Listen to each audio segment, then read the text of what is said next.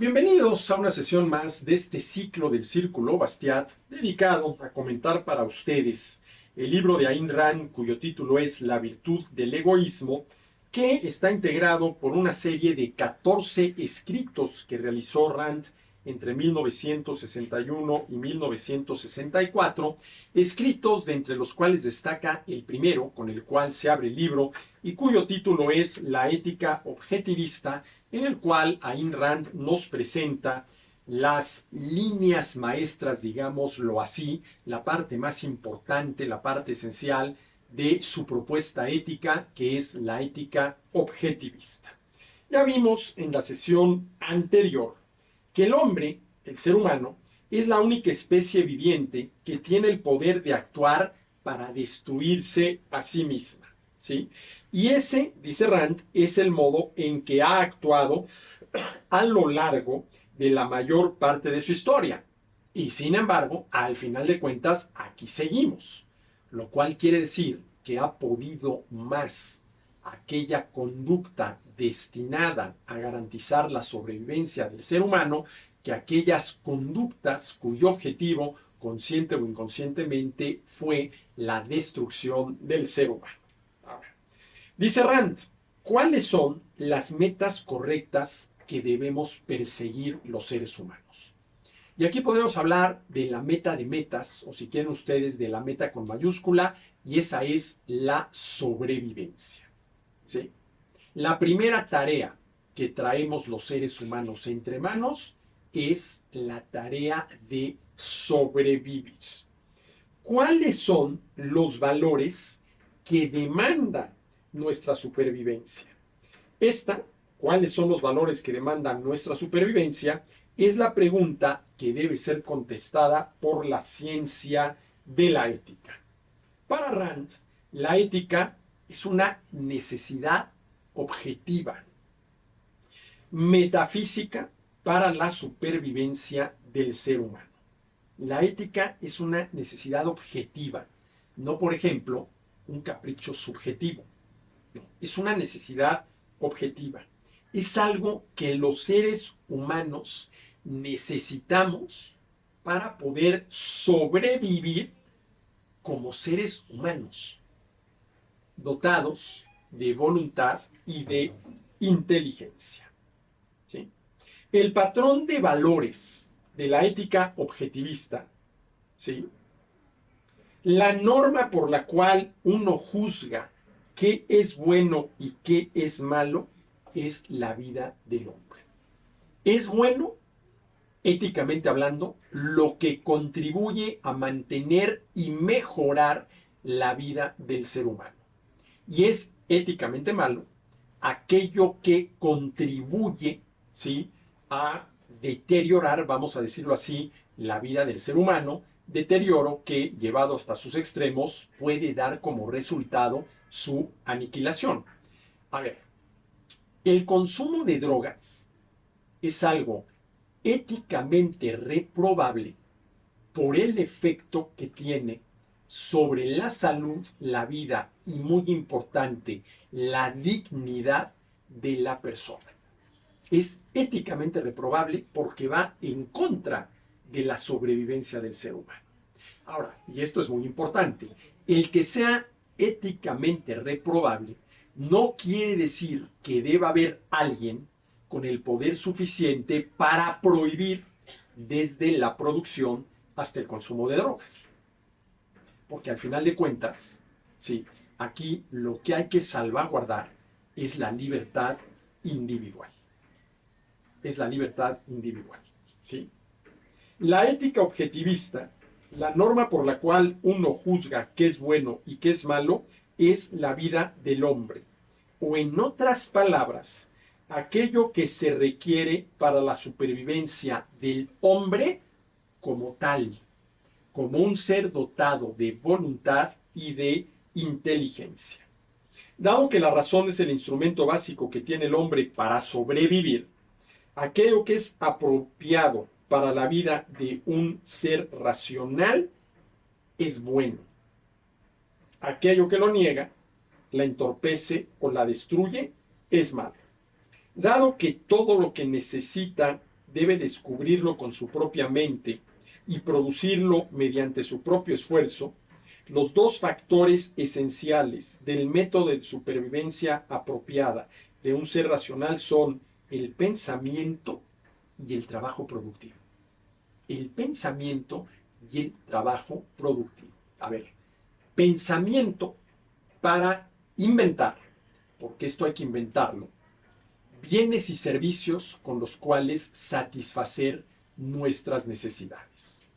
Y luego, trabajo productivo para pasar de la idea a la realidad, para producir eso que ya tengo yo en mi cabeza y que nos va a permitir no solamente a mí, sino a todos los otros seres humanos satisfacer de mejor manera nuestras necesidades.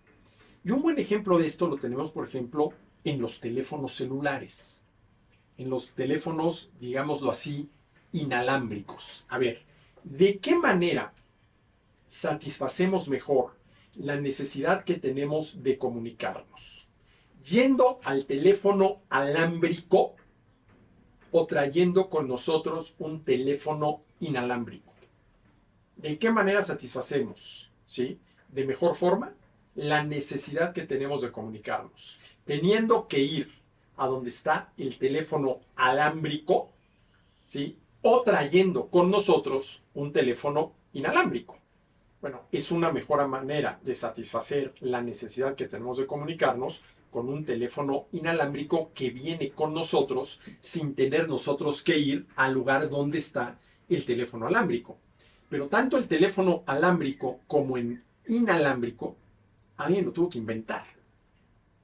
No son recursos naturales que estén ahí de manera originaria a disposición de los seres humanos. No, alguien lo tuvo que inventar. Y luego alguien tuvo que trabajar para producirlos y ofrecerlos a los seres humanos. ¿Sí?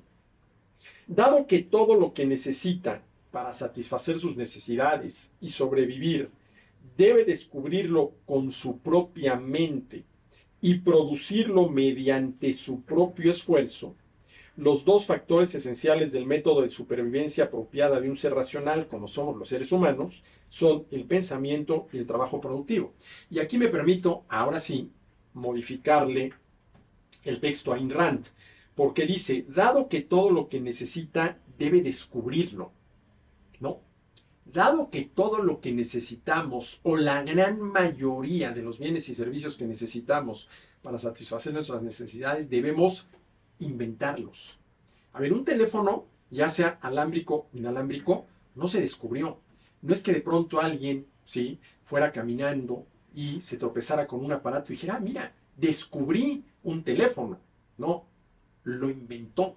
Desde el teléfono alámbrico hasta el teléfono inalámbrico, alguien lo inventó. Entonces, ¿sí?, modificándole la plana a Rand, dado que todo lo que necesita el ser humano debe inventarlo con su propia mente y producirlo mediante su esfuerzo, los dos factores esenciales del método de supervivencia apropiada de un ser racional son el pensamiento y el trabajo productivo.